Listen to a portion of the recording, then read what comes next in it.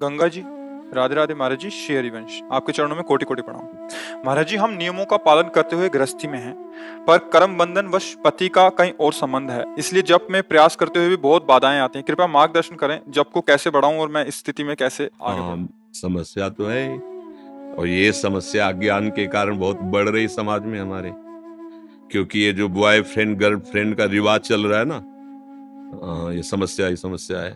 बच्चों को नजर नहीं आ रही ये बात। मान लो ये तो कामाशक्ति के कारण आगे बढ़ती, लेकिन आज हमारे संस्कार यही डाले जा रहे हैं, जिसे आप समस्या कर वही संस्कार डाले जा रहे हैं। अब बोलो, एक लड़का कई बच्चियों से, एक बच्ची कई बच्चों से, क्या जीवन उनका होगा? क्या जीवन होगा? उनको तो पता नहीं कि इसका परिणाम क्या होता है, बेविचार का परिणाम क्या होता है, उनको पता नहीं। बच्चे खिलवाड़, वैसे ही इंद्रियां विषयों की तरफ आकर्षित होती है और छूट मिल गई। एक वर्ष हम जैसे बच्चे मिलते हैं, तभी हमारे तो समय में था ही नहीं, ना मोबाइल था और ना ये रिवाज थी। पवित्रता, धर्म, मर्यादा, ऐसा नहीं। हम भारतवासी, हम कोई विदेशी नहीं है, हम भारतवासी, जहां धर्म की प्रधानता होती है। अब सोचो, वो बच्चा 10, 12, 15 वर्ष की अवस्था में ही बेविचार दोष से युक्त हो गया। उसके मित्र से होता है, तुम्हारे कई बॉयफ्रेंड है? बोले उससे ब्रेकअप हो गया है, उससे अब हो। ये क्या, इसे क्या कहते हैं? बेविचार। इसका स्वरूप क्या आता है? वो लड़का कितनी गर्लफ्रेंड के है?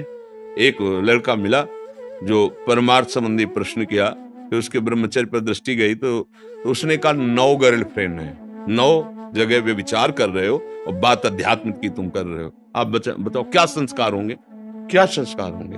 अब जब उन बच्चों और बच्चियों का ब्याह होगा तो पातिव्रत धर्म से रहेंगे। अगर अपनी इंद्रियों को संयम में नहीं रखोगे तो ये दोष होगा ही होगा। हम आपको एक घटना बताते हैं। भ्रमण के समय सब, जैसे बहुत सुंदर परिवार चल रहा था। एक बच्ची थी 2-3 वर्ष की, बच्चा होगा 5-7 वर्ष का। बहुत सुंदर, मतलब सुशील परिवार। अब विष आ रहा है उनके घर में। पहले का बॉयफ्रेंड पत्नी का, अभी तक तो प्रवेश, अब आया। दोनों मिले, क्योंकि पूर्व प्रेम था। उनका पति ड्यूटी में गए हुए आते होंगे। बोले आप कह देना हमारे कजन है, और हम भी कह देंगे कि हाँ हमारी आवश्यकता है इस शहर में, तो कहो तो हम किराए में रह लें, आपको किराया दे दें या कुछ दिनों के लिए आप। ऐसा ही नाटक किया। वो सीधा आदमी, जब पत्नी कह रही कि हमारे परिवार के हैं, हमारे भाई लगते हैं, बच्चे उनको मामा कह रहे हैं, वो झुक के पैर छू रहा कि आप हमारे बानोई हो। लगता है यार कि क्या है, अगर महीना 15 दिन के बाद से आप रह लीजिए, किसी कार्य का वो बहाना बना के, ठीक। वो अर्थ ऐसा कमाता था, एक नौकर रखता था भोजन बनाने के लिए, पत्नी को असुविधा न हो इसलिए भोजन सब। पत्नी ने हल्का जहर, उससे कहा तुम किसी काम में उसको लगा दो, हल्का जहर भोजन में डाला तो बच्चे बेहोश हो गए और वो बनाने वाला बूढ़ा बेहोश हो गया, और वो ड्यूटी जाता था। दोनों बच्चों को उठाया और थोड़ा ऊंचा एक पर्वत जैसा था, उससे जाके पटक दिया, दोनों बच्चे मर गए। इसके बाद लौट के आई, रिपोर्ट लिखाई कि मेरे बच्चे को ये जो मेरा काम करने वाला आदमी है ये गायब कर दिया। अब उसको जब चेतना दिलाई गई तो उसका कहा बच्चे कहाँ हैं? बहुत पिटाई। अब तो उसने कहा साहब मुझे ये पता नहीं कि बच्चे कहाँ गए, पर ये पता है कि आज मुझे भोजन बनाने की सेवा जो थी वो नहीं दी गई और भोजन पवाया गया। इसके बाद मुझे कुछ पता। तब उनके दिमाग में ये बात दौड़ी कि कुछ तो गड़बड़ है। तो उन्होंने कहा कि हम तुम्हें तब तक नहीं छोड़ेंगे, नौकर से कहा, जब तक हमें पक्का तुम्हारी सफाई की बात नहीं। तो उनका साहब हमें लगता है कि हमारे साहब को भी कुछ न कुछ खतरा हो जाएगा अगर आप सावधान नहीं रहेंगे। मुझे ऐसा लगता है कि मेरी मालकिन कुछ गड़बड़ कर रहे हैं। चाहे जितना मार डालो, हम आपको सच्ची बताते ना, मुझे बच्चों का पता है और मैं कैसे बेहोश हुआ ये मुझे पता नहीं, पर भोजन मुझे आज पवाया गया है। तो वहां लगा, हाँ। तो बोले तुम चलो, हम तो हमारी दृष्टि में रहोगे, हम पीछे पीछे सादी वर्दी में चलेंगे, तुम घर जाओ और फिर हमें बताओ क्या है। तो वहां जाके देखा कि कुर्सी में साहब बंदे थे जो पति थे। बस थोड़ी अगर विलंब हो जाती तो उनका भी गला घोट के मार दिया जाता। वो केवल इस बात से रो रहा था कि हमने तुम्हारे साथ क्या गलती की, तुम्हें बराबर प्यार दिया, सब सेवाएं दी, और आप हमारे साथ बचपन से गलत संस्कार है। अपनी ममता का गला घोट दिया एक वासना की पूर्ति के लिए। चाहे पति हो भाई, चाहे पत्नी हो, ये जो हम चिल्लाते रहते हैं कि ये गर्ल फ्रेंड हो, बॉय फ्रेंड हो, ये कौन सा रिलेशन, ये जो चले ना नए सभी पद्धतियां तुम्हारा सर्वनाश कर देंगी। तुम्हें लगता है कि हमारा मनोरंजन हो रहा है, नहीं, बहुत जीवन जो तुम्हें मिला अमोघ पुराने जनों के आचरणों को देखो, पवित्र कैसे माताएं बहनें पवित्र, कितनी निष्ठा कितना भाव। आज हम लोग समझते नहीं, पत्नी चाहे जितना प्राण समर्पित कर दे, हमारा दिमाग खराब है बाहर के लिए, पति चाहे जितना दुनिया की सामग्री लाके सजा दे, नहीं, तो ये सुधार नहीं होगा, ये सुधार नहीं होने वाला, पक्का लिख लो। व्यभिचार दोष से युक्त जिसकी इंद्रियां हो गई, ये किसी तंत्र मंत्र से सुधरने वाली नहीं है। अगर आप चाहो तो सुधर सकते हो, पर अब बिगड़ेल मन है, 10 दिन सुधरोगे, 15 दिन, फिर 20वें दिन वही करोगे। इसीलिए तो गुरुकुलों में भेजे जाते थे बच्चे, माताएं बहनों को बहुत सावधानी से पढ़ो लिखो, लेकिन पवित्र आचरण, हर चीज की जानकारी माता पिता रखते थे। अब किसी दूसरे कुसंग की जरूरत नहीं, मोबाइल काफी है, छोटे छोटे बच्चे इधर उधर। अब इस प्रश्न का समाधान केवल ये कि आप अपने को सुधार लो। हमारी राय में अगर वो पति बन करके आए हैं, वो अपना बुरा आचरण करें, वो भोगेंगे। आपका जो कर्तव्य, आप अपने कर्तव्य का पालन करते हुए भजन करते रहो, तो तुम्हारा मंगल हो जाएगी। पर ये बात समझ में नहीं आएगी, लेकिन हमारे पास जो शिक्षा है वो कल्याण के लिए है, नहीं तो ये थोड़ी कि पति व्यभिचारी तो तलाक दे दीजिए। हमारा तो जो सिद्धांत है कि धैर्य पूर्वक चलो, अपनी इंद्रियों पर शासन करो, अपने संबंधियों का भी मंगल हो, भगवान से प्रार्थना करो कि भगवान हमारे पति की बुद्धि शुद्ध कर दो। कई बार हम कहा है कि हमें शराबी से नफरत नहीं करना, शराब छुड़वा दो, वो बढ़िया आदमी हो जाएगा। अगर पति ये व्यभिचार प्रवृत्ति छोड़ दे तो बढ़िया आदमी हो जाएगा। आप साधन करो, नाम जप करो, और अगर भगवान उसकी बुद्धि शुद्ध कर दे तो एक सच्चा पति भी बन सकता है। हम तो आपको मजबूत करना चाहेंगे कि आप अपनी इंद्रियों पर शासन करके आप वो गलती मत करो जो पति कर रहा है। नाम जप करो, नाम जब छूटे क्यों, आप कौन सहारा है? आप खुद कह रहे हो जिस पति का सहारा लिया वो दूसरे, तो आप फिर लो ना परम पति का सहारा, भगवान का आश्रय लिया, उनका नाम, प्रभु अब तो आप ही मेरे प्रीतम हो, आप ही मुझे संभाल। वो मंगल भवन है, वो संभाल लेंगे, हमें पक्का विश्वास है। भगवत सारे हो जाओ, सब ठीक हो जाएगा, समय लगेगा। भगवान से प्रार्थना करो उसकी बुद्धि शुद्ध कर दे। हमारे पास तो यही उपाय है, आगे भगवान जैसा प्रेरणा दे, जैसा बकाया। आज हम ये फिर आपसे कहते हैं, अगर बच्चों को नहीं संभाला और ये गर्ल फ्रेंड और बॉय फ्रेंड और ये दुनिया का जो प्रपंच चला है ना, ये नष्ट कर देगा। मतलब हमारी सब जो धर्म मर्यादाएं सब छिन्न भिन्न हो जाएंगी, सब नष्ट हो जाएंगे। ये कलयुग की चाल है और कोई सुविधा नहीं है, ये केवल भ्रष्टाचार बढ़ाने की बातें हैं। ये हमारे देश में ऐसा नहीं होता। अब जो शुरू हुआ है ना, ये सब मोबाइल और ये बाहरी बातों को लेकर के हुआ है। हमारा तो धर्म का देश है, जहां एक पूज्य भाई जी हनुमान प्रसाद पोद्दार जी ने इसमें लिखा था कि सम्राट अकबर जब यहाँ आया हुआ था तो बहुत से राजपूतों का कत्ल किया गया, राजपूतों का कत्ल हुआ, और वो रात्रि में स्वयं तैनात होकर के सैनिकों के साथ, तो देखा कि जहां राजपूतों की लाशें थी वहां कोई एक नवयुवक सैनिक के वेश में दीपक से लाशों को देख रहा है। तो आवाज सावधान, तो छोटी सी एक चाकू खोसे हुई थी, तुरंत चाकू पे हाथ लगाया, हाथ ऊपर करो, शांत खड़े रहना।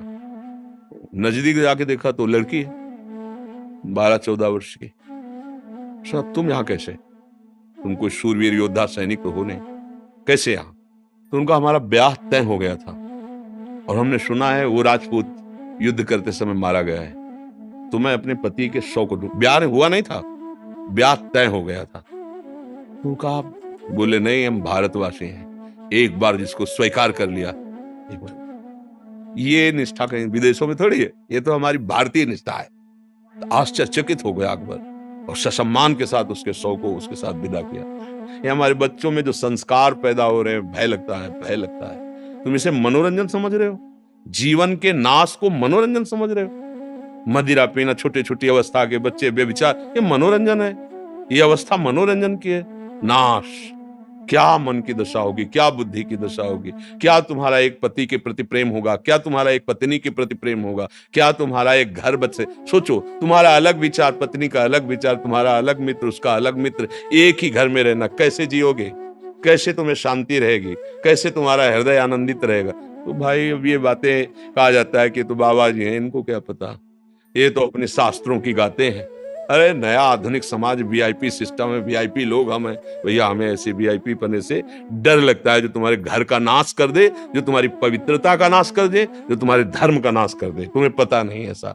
तो सखी, मुझे लगता है कि भगवान का आश्रय लेकर भगवान से प्रार्थना करो कि पति की बुद्धि शुद्ध हो। भगवान बड़े कृपालु हैं। जो जीवन है भगवत भजन करते हुए व्यतीत किया जाए, यही सार है। ये जीवन नष्ट करने के लिए नहीं मिला। किसी एक बात पर आगे बढ़ो। भगवान की प्राप्ति ही परम मंगल है। यहाँ सब धोखे का है। सही पूछो तो उमा कहूं मैं अनुभव अपना, सत हरि भजन जगत सब बड़ा धोखा है इस संसार में। अमित शर्मा जी नोएडा से। श्री हरिवंश। महाराज जी आपके चरणों में कोटि कोटि प्रणाम। महाराज जी, घर में जिम्मेदारियों का भार होने के कारण कई बार ऊंची आवाज में परिवारजनों से बात करनी होती है और वो शासन में भी आ जाते हैं। अपितु मैं गुस्सा करने का स्वांग करता हूँ उनमें भगवत भाव करके, परंतु तत्पश्चात हृदय में पूज्य ग्लानि जनों होती से है। नहीं, माताजी, पिताजी, बाबा जी, दादाजी, बड़े ताऊ, जो घर परिवार के पूज्य जनों से स्वांग नहीं। स्वांग किया जाता है शिष्य से, पुत्रों से या अधीन सेवकों से, उसको शिक्षा के लिए। अभी देहाभिमान नष्ट नहीं हुआ है, इसलिए वो स्वांग ज्यादा देर टिकेगा नहीं। असलियत में अहंकार स्फुरित हो पड़ेगा और वो क्रोध रूप धारण कर लेगा। क्योंकि जब जीवन मुक्त महापुरुष होते हैं उनको ये अधिकार है। नहीं तो व्यवहार काल में बहुत सावधानी रखते हुए, जैसे पुत्र है, सेवक है या शिष्य विद्यार्थी है, तो उसको ऐसे, लेकिन गुरुजनों से नहीं। माता पिता बड़े बुजुर्ग जनों से सभ्यता और नम्रता से बात करे, सोई तो मनुष्यता है।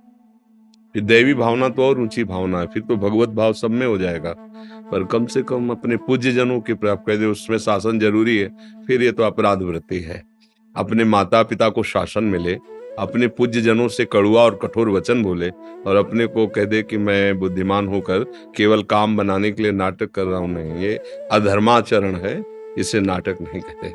समझ पा रहे हैं आप? पद्मा बजोरिया जी। जय श्री राधे। राधे राधे। राधे राधे महाराज जी, आपके चरणों में दंडवत प्रणाम। महाराज जी, जीवन की हर अच्छी बुरी परिस्थितियों में हम किस प्रकार अपने हृदय में निर्भयता, निश्चिंतता, निर्द्वंदता लाएं? ये शरणागति का फल होता है। निर्भय, निश्चिंत, निशोक, संशय रहित, विपरीत भावना का त्याग, ये शरणागत के अंदर उतरते हैं। यदि हम भगवान की शरण में हैं, प्रभु की शरण में हैं, तो हमारे भगवान सर्वत्र हैं, सब में हैं, सब समय में हैं, सर्वशक्तिमान हैं, सबके हैं, मेरे भी हैं।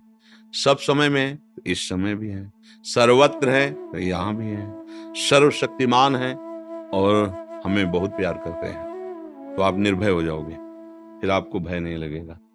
क्योंकि ये लगेगा ना, भगवान जो मुझे बहुत प्यार करते हैं वो सर्वशक्तिमान, वो सब कुछ ठीक कर सकते हैं, भय क्या करना, प्रभु है ना। बिल्कुल आश्चर्य में आपको निर्भयता प्राप्त होगी यदि ये बात समझ जाए। भगवान है, यहां से आस्तिकता प्रारंभ होती है। भगवान सर्वत्र है, ये थोड़ा और बड़ी बात हो गई। सर्वत्र है तो यहां भी है ना, सबके हैं तो मेरे भी है ना, सब समय है तो इस समय भी है ना। और भगवान को कहा गया सर्वभूत हिते रताहा, समस्त जीवों को भगवान बहुत प्यार करते हैं। गोस्वामी जी ने कहा सब मम प्रिय सब मम उपजाए। भगवान करे सब मुझे बहुत प्यारे हैं क्योंकि सब मेरे ही द्वारा प्रकट किए हैं। आप भगवान को प्यार नहीं करते इसलिए आपको ऐसा अनुभव नहीं होता। जीव ही ये बात आपकी समझ में आएगी कि अनंत माताओं जैसा प्यार भगवान मुझे कर रहे हैं और वो बहुत सामर्थ्यशाली हैं और वो मेरे पास हैं और वो मेरे हैं। अब भय किस बात का? इसका जहां आपके अंदर बात आई, देखो 5 वर्ष के प्रहलाद जी, कोई भय नहीं, क्योंकि ये बात कहाँ है तेरा भगवान? तो कहा इस तलवार में भी है, आप में भी है, जिस खंबे में बांध रखा इसमें भी है। अच्छा तो खंबे में है भगवान? हाँ है। तो घूंसे का प्रहार किया हिरण्यकश्यप ने, वैसी दहाड़ हुई कि मूर्छित होकर गिर गया। और भगवान का वो अवतार हुआ जो कहीं लिखा पड़ा नहीं शास्त्रों में, नरसिंह वपु, भयानक स्वरूप। क्योंकि हिरण्यकश्यप जैसे योद्धा को परास्त करने के लिए, क्योंकि सारे वरदान उसने मांग रखे थे, भगवान ने वो रूप खंभे से प्रकट हो गए। कहो सु कहां जहां प्रभु नाही, तो फिर भय किस बात का? इतना सामर्थ्यशाली भगवान हमारे समीप है, हमें प्यार कर रहा है, फिर मुझे कोई भयभीत कैसे कर सकता है? निशोक।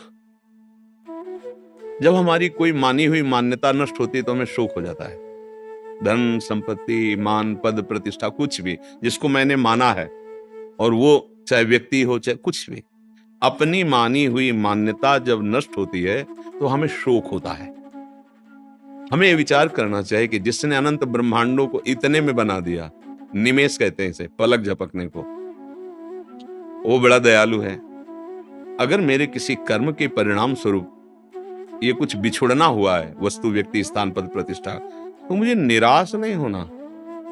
वो कृपा करेगा तो इससे बढ़ के दे देगा ना, तो उसे शोक नहीं होता, क्योंकि जानता है कि मेरा स्वामी अखिल ब्रह्मांडों का स्वामी है और ये सब एक क्षण में कर दिया। भ्रकुटी विलास सृष्टि लय हुई, वो अपने भ्रकुट के संचालन मात्र से पूरी सृष्टि की रचना, उसका पालन, उसका संहार एक निमिष में, ऐसा सामर्थ्यशाली। तो भक्त को इसलिए शोक नहीं होता। कुछ जिस समय उसको जरूरत होगी ना, मेरे लिए नई सृष्टि रच देगा, मेरा मालिक है, मेरा प्रीतम है, मेरा यार है, निश्चिंत। नहीं तो पैसा नहीं है, व्यवस्था नहीं है, शरीर बूढ़ा हो चला है, कौन सेवा करेगा? वो स्वयं करेगा आके, क्या चिंता करनी? माधवदास बाबा के पास कोई नहीं था, बड़े बड़े शौच हो रहे थे, जगन्नाथ जी स्वयं उनकी शौच धो रहे थे। अर्जुन का रथ हाँका, भक्तों के लिए अपने प्रण को भूलकर उसके प्रण की रक्षा की, भक्तों के लिए चरण दाबे जाके। ये केवल औरों के लिए थोड़ी है, हम भी तो भगवान के हैं, पर हम वैसे बने जैसे वो भगवान के सिवा किसी अन्य का आश्रय नहीं, तो चमत्कार जीवन में प्रकट हो। हम चिंता क्यों करें? तो हम निर्भय, निशोक, निश्चिंत तभी हो सकते हैं जब हम भगवान के चरणों का आश्रय लेकर सतत भजन करें। ये बातों से नहीं होगा। एक बार हम सुनाया भी है कि जब गंगा किनारे भ्रमण करते थे तो नई अवस्था थी, तो अब हमें 10 किलोमीटर कोई गांव ही नहीं मिला और कोहरा छा गया, सर्दी का समय, अंधेरा।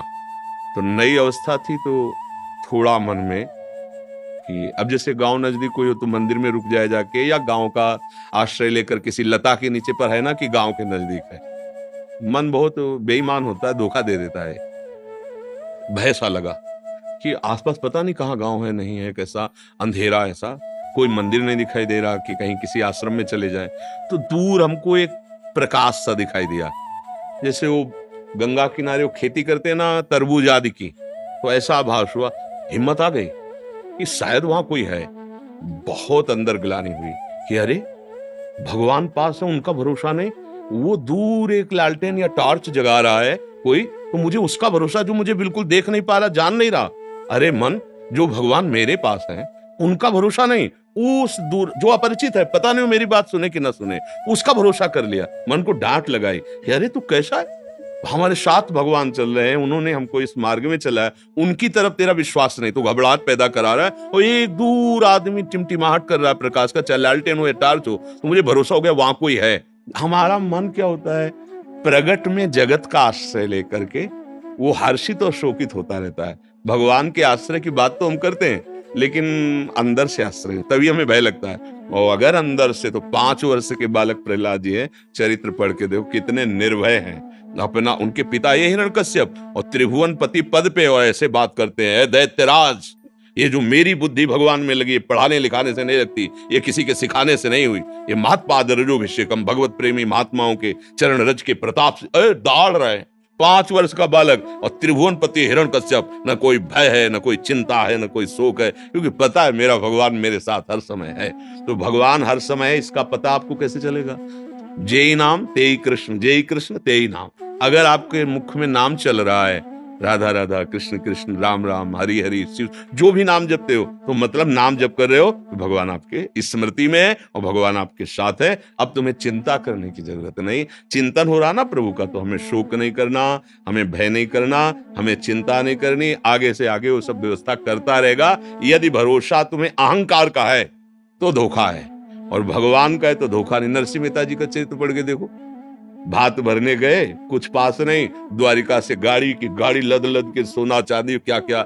अरे वो अखिल को, एक पर्वत है यहाँ मृत्युलोक में ही जो 4 लाख योजन का, जिसे सुमेरु कहते हैं, 4 लाख योजन लंबा चौड़ा सोने का पर्वत। यहाँ किलो 2 किलो हो जाए तो अहंकार कर लेते हैं, भाई हम धनी, इतना बड़ा पर। और ऐसे कितने भगवान के, और वो भगवान हमारे। अब क्या चिंता करना यार, हमारे लिए वो जब चाहेंगे तुरंत व्यवस्था कर देंगे। ऐसा भरोसा भक्त को जिसे हो जाता है वो फिर चिंता नहीं करता, वो निश्चिंत रहता है।